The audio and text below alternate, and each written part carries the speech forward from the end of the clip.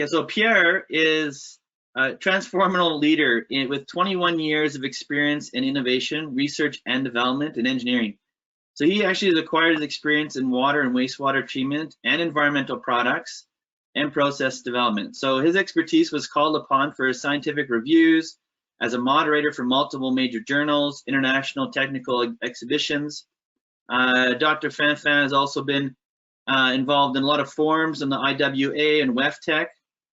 He has multiple publications that he's had in many international patents and scientific technical articles, and many which are peer-reviewed in scientific journals.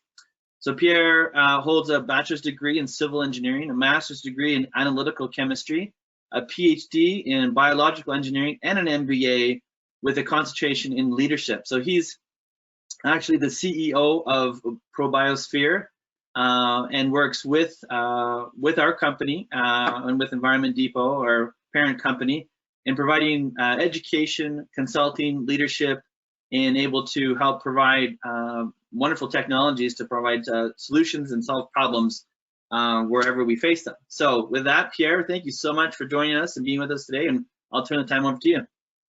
It's my pleasure, Jonathan. Thank you very much for this opportunity. So today, what I would like to talk to you about is first we're gonna talk about the concept of pollutant removal, and we're gonna take especially the case of nitrogen and phosphorus.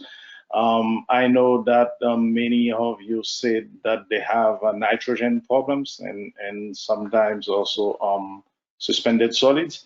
But we're gonna discuss that a little bit in details, and talking also about bioremediation, the place of bioremediation in the wastewater industry, how it started and how important it has become and still is important, for the wastewater treatment industry as we know it.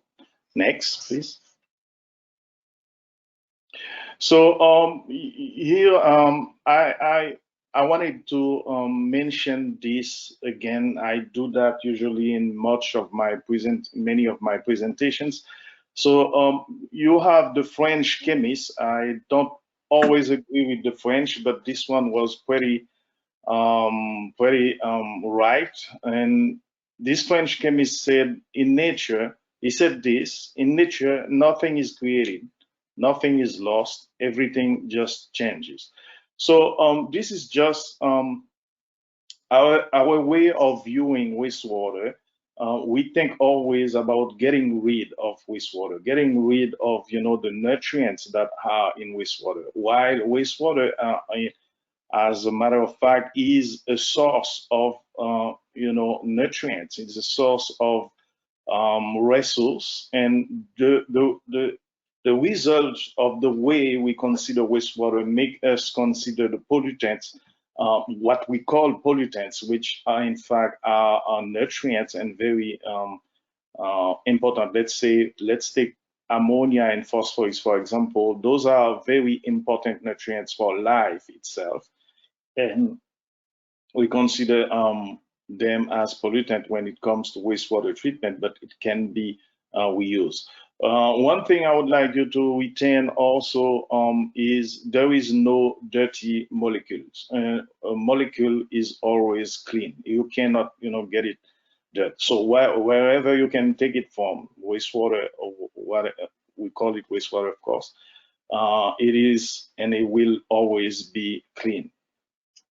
You will see later why I mentioned this. Let's go now toward the next, please, Jonathan. So everything evolves in a cycle that you already know. So we don't eliminate really, nutrients. We don't eliminate what so-called pollutants really. What we do is move them around in a cycle. We can take them from a point of the cycle and move it, to another point, but we don't really eliminate them. So that already about it.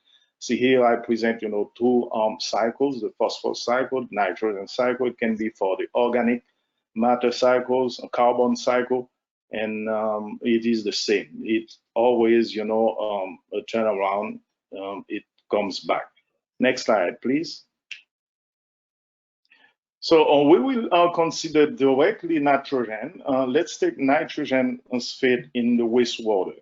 So how do nitrogen end up in our wastewater? So it comes directly on the form of organic nitrogen.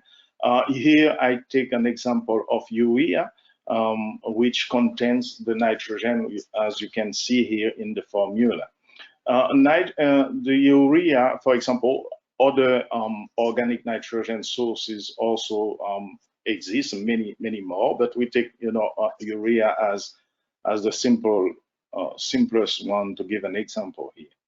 So during the transport of the urea directly in the sewer line, it will be quickly transformed into ammonia. Sometimes in your wastewater facility, depending on the time spent in your sewer lines, you probably will have only ammonia and very few or not any organic nitrogen left, because the bacteria can act very quickly and transform all the organic nitrogens and put it on the form of ammonia. That's what you will actually find in your wastewater treatment plant entrance and so on. So there is ammonia. You're gonna find also the other form of ammonia, which is called unionized ammonia, which is a gas. It's a gaseous form, and its formula it's NH3. This is the one that is the most toxic. This is where the toxicity of ammonia comes. In fact, ammonium, let's say ammonia ion NH4 plus, it's not dangerous. It's not a problem, for the environment. But the problem is really NH3, which is, the gaseous form, which is very toxic. And already at 0.01 milligram per liter, you can already start killing, fish, certain species of fish in a river or downstream somewhere in the environment. So we have regulatory pressures that are getting more and more stringent about ammonia and toxicity. Some countries will have the regulations on ammonia, some others will have it really on NH3, some will have it on toxicity. But anyway, let me show you, if you pay attention to the graph on the right, the relationship between ammonia and the unionized form, which is the NH3. So let's say that in your wastewater treatment plant, you have 50 milligram per liter of ammonia. It's okay, but look at the pH here. If your pH is, let's say, 9, the problem is you're gonna have 50%. If you look, on my cursor here, at a pH of 9, 50% of your ammonia will be here. 50% of your ammonia will be under the form of unionized ammonia gas, which is very dangerous, which means you have 25 milligram per liter, and the effluent will be very toxic. So you understand that there is a close relationship between ammonia and the unionized form of the ammonia, depending on the pH. So all the time that you are with a pH less than 7, for example, or around 7, you are safe, all right? And when you get to go higher, and let's say 7.5, let's say 8, you already have at least around 10% of your ammonia, which is on the gaseous form, which is the toxic form. That's why you have to be very careful about ammonia itself, because of the presence of the possibility of having ammonia when the pH raises a little bit. And don't forget that it takes very little quantity of ammonia gas to be toxic for the fishes downstream.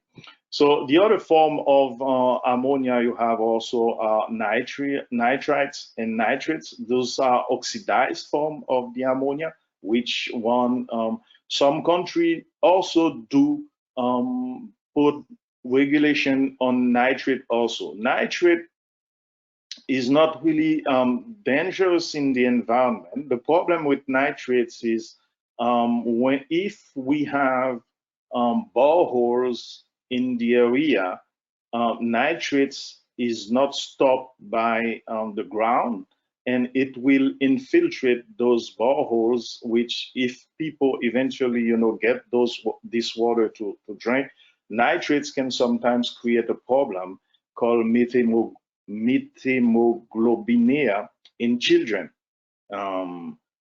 Because it is like a poison, it will react, with the blood and create illness and probably death. But in regions where you don't have a lot of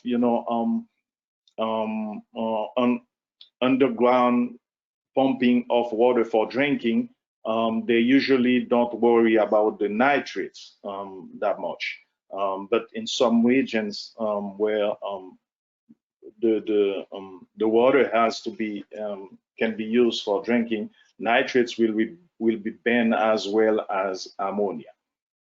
So, and then you have the N2, which is the gaseous phase, which is the nitrogen. This is really, really absolutely without danger. As a matter of fact, the air that we're breathing is made of 78% of nitrogen N2 gas. Now let's come back a little while on this graph right here. So I said there is no really proven chemical treatment for ammonia. You have to go in biological treatment. So let's say here you can maybe think, oh, if there is a relation with the pH between ammonia NH4 and ammonia NH3, if I raise the pH, I can transform the totality of my ammonia ions into unionized ammonia gas, which will eventually leave the water, which means we transfer it from the water to the atmosphere by pushing your pH up to 12. So it would be a very easy chemical way to get rid of ammonia, but it is very dangerous. Why is that? Because if if someone tries to do that, it will certainly win a medal. But the reason why is the ammonia NH3 gaseous form is very soluble in water.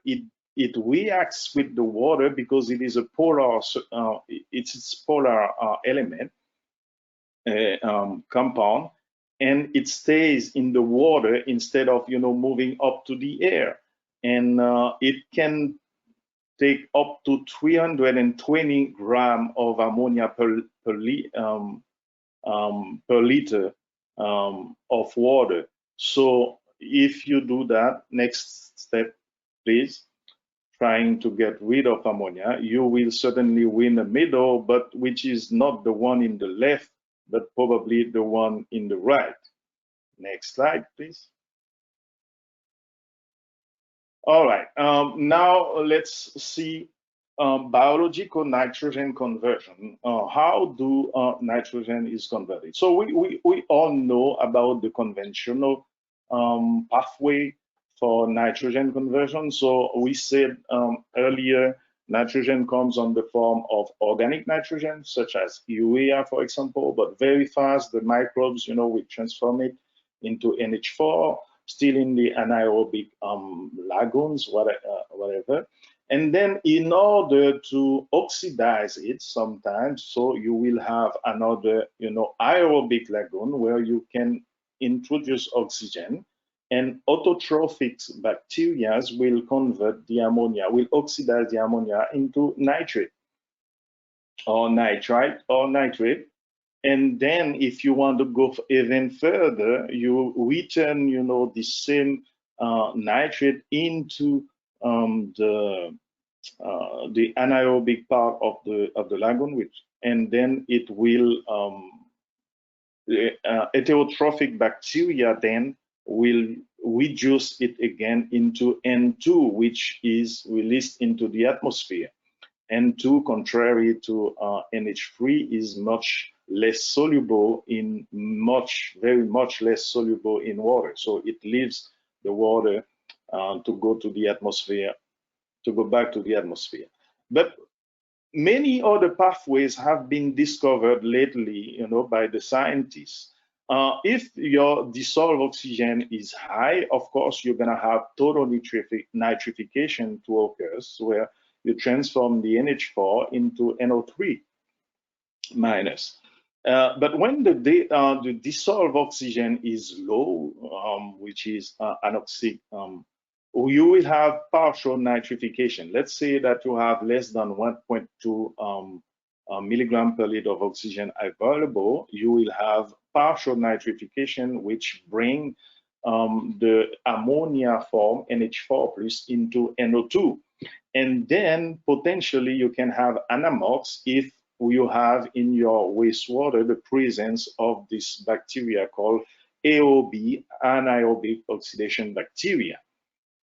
So those bacteria will convert, that's called anamox, it's a new process they discovered, will convert the NH4 directly. If you look at the last equation here, it will convert the ammonia form directly into N2 by using the partial nitrate, which has been formed previously as an electron donor, which means you can carry out, the complete transfer of the ammonia into N2, which is the gaseous phase, without a lot of oxygen in an anaerobic setting, which means something that can be done, in an anaerobic lagoon, for example.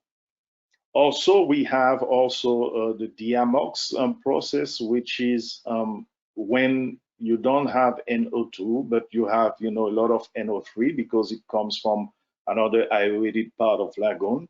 You can add, a powerful electron donor, which is sulfur, and the sulfur, it will be used to reconvert that into nitrate, which the anamox bacteria need in order to transform directly the ammonia into the nitrogen gas.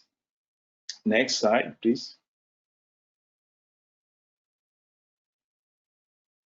So yes, now we talked about nitrogen. Let's talk a little bit about phosphorus. How phosphorus presents itself in the wastewater, always on the form of organic phosphorus. We all produce phosphorus in our faces, in our urea, and our milk contain phosphorus, everything.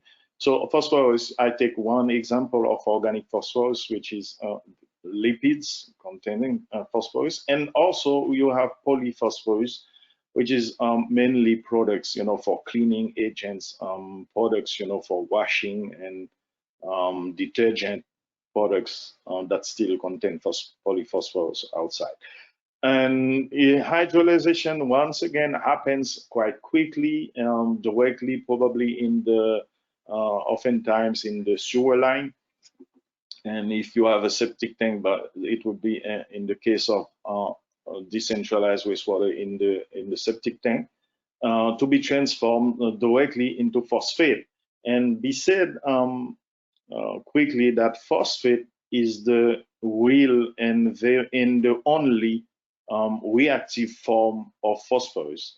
When it is on the form of phosphate, that's where you can start, acting and reacting with the phosphate, whatever it is, chemical treatment, even also biological treatment.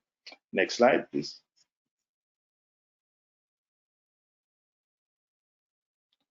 So for chemical treatment of phosphorus, everybody knows about using metal salt to precipitate the phosphorus. So you transfer, you bind the phosphate ion with a metal, which can be iron, which can be aluminum, which can be also magnesium, and so on in bauxite and apatite. But here we talk only about, the way. So what we do is transfer the phosphorus, the phosphate ions. The phosphorus doesn't have a gaseous form, unlike the nitrogen, for example. So it only has to go down in the sludges. It can be transferred only from the water phase to the solid phase, which is the sludge below the lagoon. So yes, we can use iron, ferric iron, aluminum, sulfate, which the bad side of this kind of treatment is the introduction of sulfate in the sludge, which makes the sludge, not very useful for agriculture later, depending on the quantity and depending also on what type of culture or of soil that you're gonna spread it on, what type of crops. And the second problem, which is inherent, a problem inherent in using metallic salt to precipitate phosphorus, is the consumption of alkalinity. And alkalinity is the base for the microbes. It's the base for life in your wastewater. When you consume your alkalinity and you left your wastewater without, the fuel it needs to convert later on nitrogen and so on and so on. That's why chemical precipitation of phosphorus always happen at the end and not at the beginning, because you want to preserve your alkalinity for more biological degradation of the organic matter and other nutrients. Next, please. So a way to eliminate phosphorus in a biological way, it's the use the microbes called PAO. They are phosphate accumulating organisms, but it's not all just to add those microbes and then they will take up the phosphorus. You have to manage also in the plant in order for that process to work efficiently. So basically, this microbe, what it does in the anaerobic phase of your wastewater treatment plant, it has a lot of acetate, which is food for the microbes. It will use the acetate to produce, energy called ATP, adenosine triphosphate. When this microbe migrates later in the aerobic phase, where there is less food, much less acetate, the bacteria enters in a form trying to preserve itself. So it starts, consuming phosphate and transferring, his energy into a sink, like said, polyphosphorus, just because of the stress moment, hoping that it will need to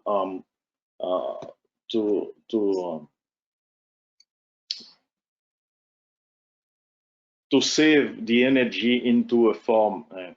But you can realize that if you return the sludge, if the same microbes return to the anaerobic phase, it will then have access to food, acetate, and it will likely tend to release, the excess of phosphorus that it has previously stored for his during the stress.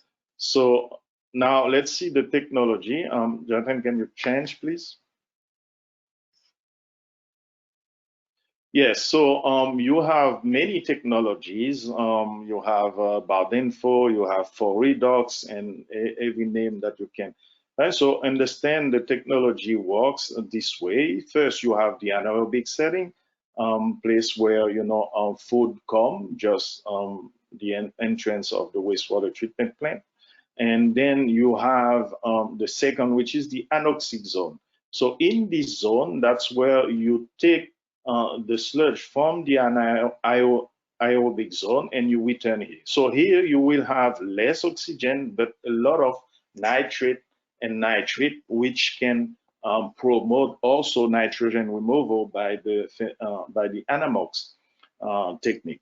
And at the same time, you have, those Pierre, which is phosphate accumulating organisms that here they eat and they're okay, but when they get in the aerobic zone, they start, consuming a lot of phosphorus, so they can accumulate them because they are a little bit stressed. There's less food in this zone than in this one. And then you go to the secondary clarifier here. And the only reason that the phosphate is removed is this, arrow right here, because the sludge is managed in a day-to-day basis before it is written here. Because if you don't have the waste as sludge, you see waste here, waste the sludge, you will have the bacteria come back here, and then it will release again the phosphorus because it won't be stressed anymore. It will start, eating food normally. So that's why in a lagoon it is probably not possible, because you don't have a sludge management on a daily basis. Let's go to the next slide, please. So the lesson to learn, our waste water are filled with nutrients, including nitrogen and phosphorus, while the mining companies are still getting some more phosphorus, while we have regulatory pressures, and the pressure is on the back of the operators, the wastewater treatment plants owners, and so on, to keep this level of phosphorus and ammonia, whatever, very low in the environment, while we still allow to withdraw from the belly of the earth some more of this nutrient, and then ban it everywhere in the environment. And obviously it is a cycle. It is definitely gonna end up in our wastewater somewhere anyway. So if we look at wastewater differently, and wastewater would be then a resource and not a waste per se, so we can start maybe later in the future, we will have companies that draw and that mine phosphorus and nutrients, very important nutrients for directly from our wastewater, because as I said before, there is no dirty molecules. Every molecule, is clean. Let's move on, please. Yes, I said here, I love this picture, because whenever we don't take care of, or whatever we take out of the earth and take it outside, and we're thinking that, oh, okay, we just get rid of it and turn our back, it can come back and hurt us. Next, please. So the part 2, we're gonna talk about bioaugmentation per se. Next. So what is bioaugmentation? Bioaugmentation is the adding of bacteria or enzymes directly to a system, a product, to improve it, in order to improve it. So bioaugmentation, the way we know it, started after the World War II. We had a very, very great hunger issue. And the United Nations started to work together with all the nations, in order to quench this hunger problem. And we started, with gene modifications, for weight and food. And then later on, we start producing bacteria that can, help us, increase performance, for making food. Let's say, for example, a very good example is a company called L'Allemand, which is after the World War II started producing yeast for making bread, for producing bread. This is an example of bioaugmentation. So it started for the food industry because there was a need at this time. And then this principle will move along from industry to industry. Starting, making wine, you need, some strains of bacteria strains or yeast, whatever, to produce wine, to produce bread, to produce cheese, etc., etc. So this technology moved later on to the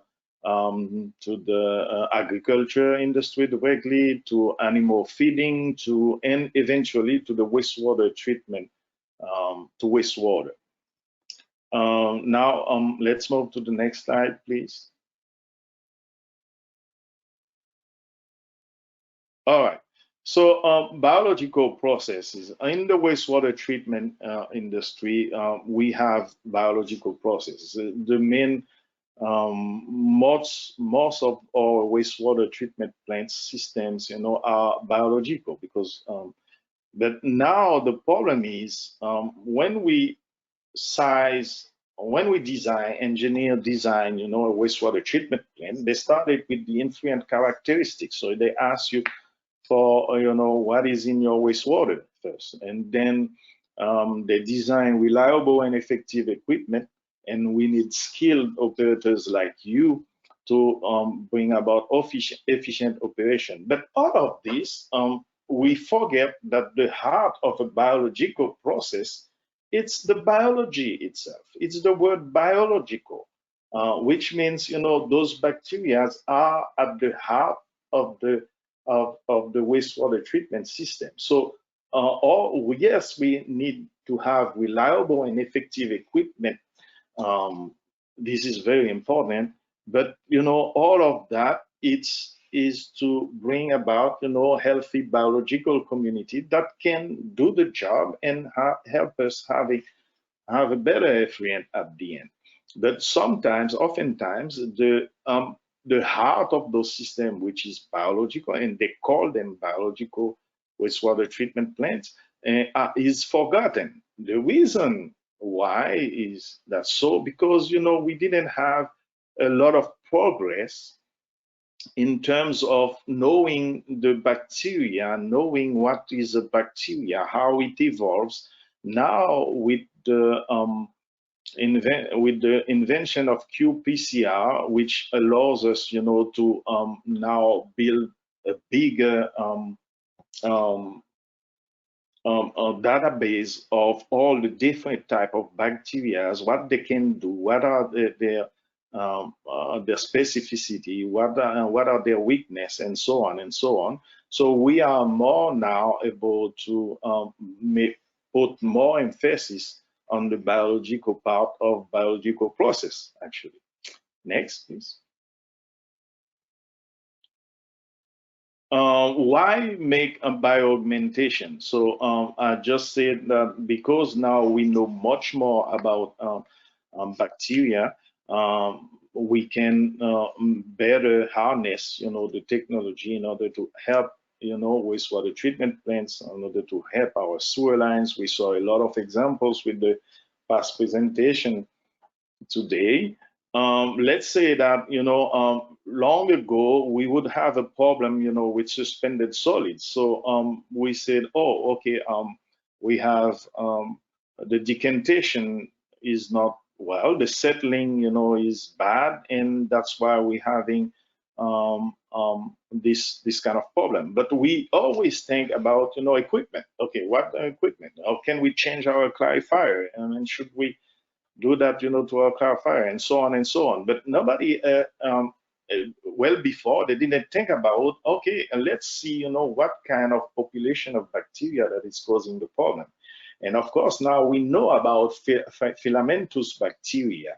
They cause tremendous problem of suspended solids because they keep the suspended solids to go down. I mean, they reduce, the SVI, the sludge volume index of the efficiency of our clarifiers, of our lagoons, and everywhere. So this is, one example of, when there is one species of bacteria that has colonized, because probably for some reason, and we can sometimes, add another bacteria to counter, the growing of this filamentous bacteria, and, restore the capacity of the plant.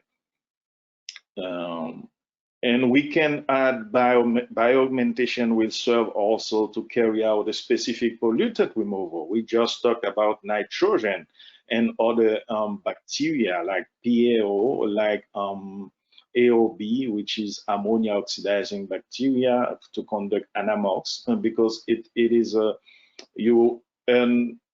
you save money on the aeration when you can actually convert your nitrogen directly to remove nitrogen. I mean, convert it from ammonia to nitrogen, denitrogen directly when you can use it, when you can do that without having to put oxygen. And to reinforce also, of course, the biological efficiency. Next, please. So you have here, I would like to quickly present two types of different technologies. You have the PSS, which means purified single strains. Okay, that's how the industry started. You understand that we need a purified strain. Let's say it's yeast that will consume some sugar and transform it into CO2. The CO2 will bubble and then give you the bigger bread, the much loftier bread that you wish to have, instead of But the problem is when you magnify the quality of a bacteria, you also magnify also the weakness of this bacteria. Let's say, for example, you take this bacteria, which is a subtilus. If the subtilus, for example, is very sensitive to calcium, so when you buy, when you have only this type of bacteria, and you have the risk, of losing, of magnifying, its weakness. So the other way, to see that, there's called granules. Everybody knows about granules, granular technologies, such as the new technology NIWIDA, for example, use granules, whether it be anaerobic granules or aerobic granules. All the granules are, called SOB, which means centrof oxidation bacteria. Centrof is a term that means eating together. Those bacteria, I mean, they are together. They are like a family, and they prove to be much more resistant. They have a better SVI. They have like a lot of layers, many layers, which is, there is an aerobic zone up, and there is an anoxic zone and an anaerobic zone in the. So those who are okay with aeration, with air, will place themselves on the surface of the granules. The others who are a little bit less, facultative, will be in the middle, and the others that don't want air absolutely at all will be placed in the center. So this is, let's say, natural technology that really regulates itself, and this alone, one granule, is like a micro wastewater treatment plant itself, where inside this granule, a lot of things can happen. A lot of nutrients and pollutants can be transformed and removed. So I see time is going very fast. Let's go to the next slide, Jonathan. Oh, okay. Thank you very much. You've done fantastic. Again, a lot of detail and information. It's great, and it helps to me. What is most important is to understand that the process that we keep talking about in the treatment plants are biological. Everything is done biologically, and that's why I think it's important to understand how we might be able to impact that biology, right? And that's why we try and create technologies to impact it that would help reduce capital costs, infrastructure, oxygen, and aeration, etc. So it was really, really great. So thank you so much, Pierre. Thanks for being here. Welcome, Jonathan. Great. So in conclusion here, we do have a couple questions for you. So one of the questions here was limitations. Are there some limitations of bioaugmentation? Of course, bioaugmentation cannot be practiced. I mean, without knowing exactly. I mean, without knowing exactly. I mean, if we come back to the nitrogen we see here, let's say that you have bacteria that can really that can remove nitrogen, but if your wastewater doesn't have enough alkalinity, because alkalinity is a very important part for this. So it's not about only by the bacteria, but you have, you know, when you buy the bacteria, you have to keep contact with your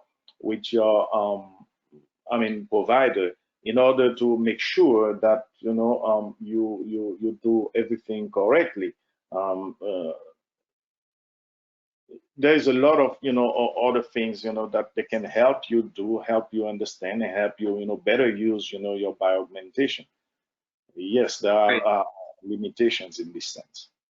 Another question here is using a product to augment the biology, like AWWOA or any other product out there that changes the biology. Does it impact the good bacteria that are there, that are occurring?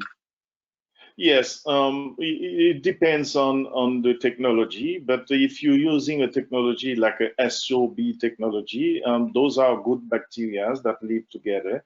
There will be no problem with the good bacteria, but the bad bacteria, you know, can be offended if you do so. Mm-hmm. So introducing more good bacteria doesn't destroy the existing good bacteria. It just makes them better, and then the bad bacteria then don't function as well. Is that correct? Yes. The bad bacteria will have because, you know, bacteria. I mean, in nature, bacteria function together and they work in gang. You never find, you know, purified strain of bacteria in nature. You always find multiple bacteria together. So that's exactly what is happening in wastewater. So when you have the bad bacteria, it's because something is wrong in the system.